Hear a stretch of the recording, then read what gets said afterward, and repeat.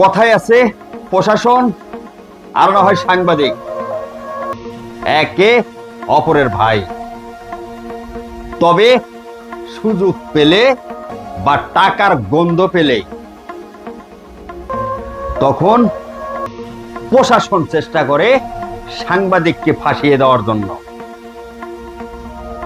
আমি স্যাম্পল একজন ব্যক্তির ছবি দেখাবো।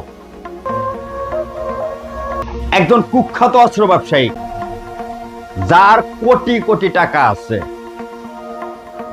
আর 2016 সালে মাত্র 10,000 টাকার মালিকও ছিল না।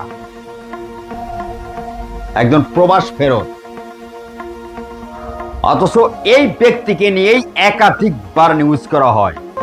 শুধু কুমিল্লা ক্রাইম বার্তাই না, বিভিন্ন পত্র পত্রিকায়, এমনকি জাতীয় টেলিভিশন, জাতীয় পত্রিকা পর্যন্ত তার বিরুদ্ধে নিউজ করা হয়। অবশেষে সব দিক দিয়ে ধামাচাপা দিয়ে আসলেও আমাকেও অফার করা হয় গাড়ি, হয়তো বাড়ি, আর না হয় কোটি টাকা।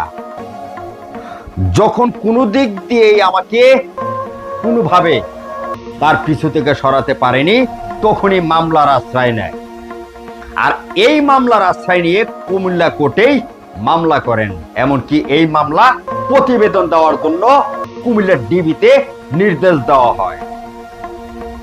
তবে 2025 সালে, আর 2025 সাল থেকে 26 সালের মাঝামাঝি এসে সর্বশেষ রিপোর্ট দেওয়া হয় অস্ত্র ব্যবসায়ী, এমনকি মাদক ব্যবসায়ীদের পক্ষ নিয়েই। আর মাঝখানে হাতিয়ে নেয় 2 লক্ষ টাকা। এই রিপোর্ট কিভাবে বা কি রিপোর্ট দিয়েছে, কত টাকার বিনিময়, এমনকি এই অস্ত্র ব্যবসায়ী আর মাদক ব্যবসায়ী কিভাবে তারা টেগেল দিয়ে আসছেন বিগত দিন, আর বিগত 6 মাসের ভিতরে কোন অফিসার কোন জায়গা থেকে মাসহারা টাকা উত্তোলন করেছেন, এমনকি কাকে কিভাবে আটক করে কত লাখ টাকা হাতিয়ে নিয়েছেন, এমনকি মাদক ব্যবসায়ীদের কাছ থেকে কোন কোন উপজেলায় থেকে কত টাকা নিয়েছেন, পুরো বিস্তারিত নিয়ে আমি থাকবো মোহাম্মদ রেজা কুমিল্লা ক্রাইম বার্তায়, ক্রাইম ইনকোয়ারিতে। পুরো ডিবির জীবন কাহিনী নিয়ে, এমনকি ডিবির জীবন বৃত্তান্ত নিয়ে থাকবো। শুধু একজন অফিসার নয়, প্রত্যেকটা অফিসার কত সালে কোথায় থেকে কিভাবে টাকা আত্মসাৎ করেছেন বা কিভাবে টাকা নিয়েছেন, কোন কোন ব্যবসায়ীদের কাছ থেকে, পুরো বিবরণ তুলে ধরার চেষ্টা করব।